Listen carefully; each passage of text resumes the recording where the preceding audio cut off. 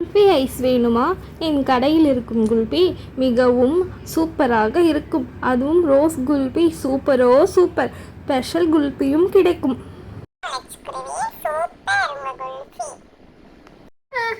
நம்மளும் ஒரு குல்ஃபி கடை உடனே ஆரம்பிக்கலாம். நம்ம போய் தங்கக்காகமிடம் சொல்லுவோம். காகம் பறந்து மணிக்கிளியிடம் வீட்டிற்கு சென்றது. நான் ஒரு குல்ஃபி கடை ஆரம்பிக்கலான்னு இருக்கேன். நீங்க என்ன சொல்றீங்க?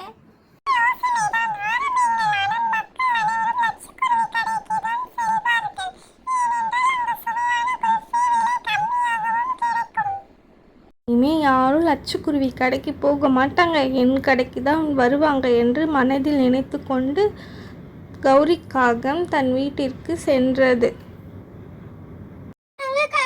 எனக்கு ஒரு உதவி வேண்டும், பண்ணுவீங்களா? என்ன உதவி வேணும் சொல், செய்கிறேன். கொஞ்சம் பணம் வேணும். இது பணமா? என்ன? குல்ஃபி கடை வைக்க போறேன், அதனால பணம் வேண்டும். தங்க காகம் சுத்தியலை எடுத்துக்கொண்டு அலமாரிக்கு சென்று பூட்டை உடைத்தது.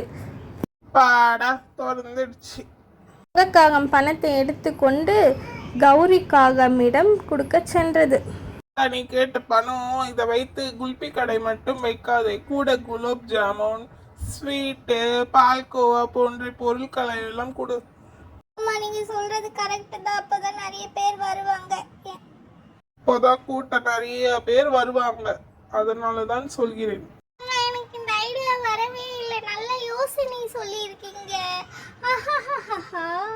உடனே நான் போயிட்டு கடையை ஆரம்பிக்கிறேங்க. சரிங்களா?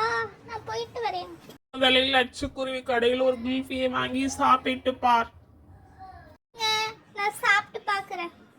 நம்ம போயிட்டு லட்சக்குருவி கடையில் இருக்க எல்லா குல்ஃபியும் வாங்கி நம்ம ஊர் மக்களுக்கு விற்று விடலாம் என்று யோசனை செய்தது. வாங்கி சாப்பிட்டுட்டு நல்லா இல்லைன்னு எல்லார்கிட்டையும் சொல்லிட வேண்டியதுதான். இதுதான் என்னுடைய ஐடியா. குருவி ஐஸ்கிரீம் கடையை ஓட்டிட்டு வந்தது. குல்ஃபி, ஸ்பெஷல் குல்ஃபி, ஸ்வீட் குல்ஃபி, வாங்க வாங்க, யார் யாருக்கு என்னென்ன குல்ஃபி வேணும்? லட்சக்குருவியை உங்ககிட்ட இருக்க 30 குல்ஃபி எல்லாத்தையும் எனக்கு கொடுத்துருங்க. 30 ரூபாய்க்கு நான் வாங்கிக்கிறேன்.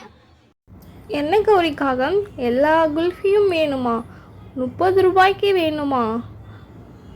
எனக்கு வேணும், கொடுங்க. எல்லா குல்ஃபியும் வேண்டும். 30 ரூபாய்க்கு கொடுங்கள். கிளி பறந்து லட்சக்குருவியின் கடைக்கு வந்தது.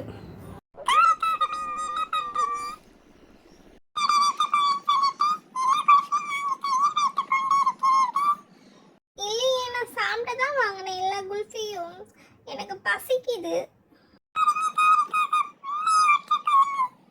மன்னித்து விடுங்கள் மணிக்கிளியாரே, நான் போய் சொல்லிவிட்டேன்.